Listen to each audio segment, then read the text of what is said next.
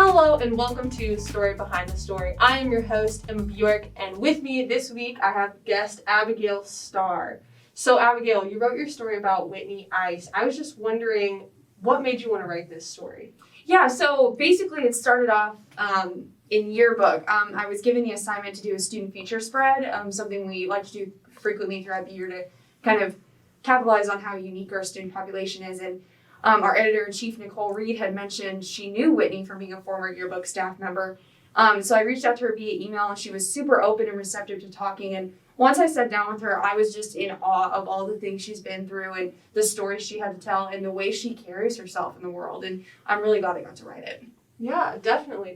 Very cool.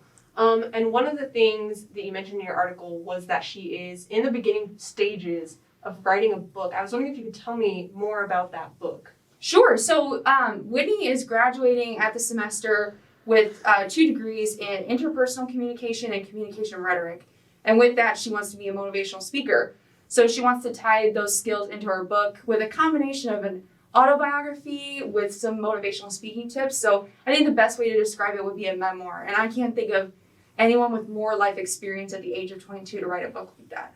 Definitely. Yeah, 100%.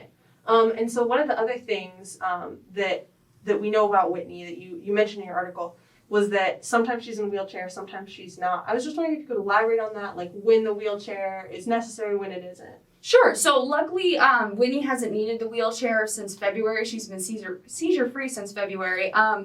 But before, often cold temperatures or falls could cause her to have vasospasms in her body that would cause seizures. And she never wanted to fall and injure herself further, so she used the motorized wheelchair to help herself get around campus during the cold winter seasons.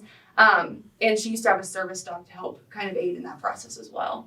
Okay, cool. So it was just kind of based on how she was feeling on a day-to-day. For sure. And she seemed really thrilled to not have to use it all the time. She feels like she's literally standing on her own 2 feet now, and I think that's been empowering for her. So Whitney chose to come to Northwest, and I was just wondering how you think her experience would have been different if she hadn't gone to Northwest.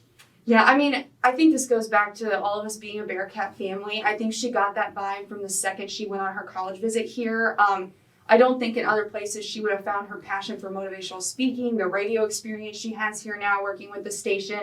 And I don't think she would be able to talk to people like us and share her story so openly if we weren't all so connected as we are on this campus. Yeah, 100%. I love that. That's super cool. And Whitney also has a lot of dietary restrictions. You mentioned having to go through the whole pipeline? Yeah, pipeline. Yeah. So, but you mentioned she still has some dietary restrictions today. I was wondering if you could tell me a little bit more about that. Yeah, so she was on TPN for 8 months, meaning she had to be fed through fluids entered into her body through what resembles an IV, so to speak. And I remember her face when she was telling me about what it was like to taste a sucker for the first time afterwards.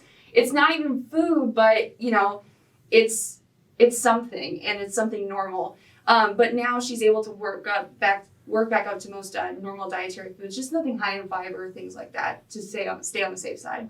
Awesome. Well, thank you so much, Abigail, for talking to us this week. That is all the time we have today. Tune in next time for another episode of Story Behind the Story.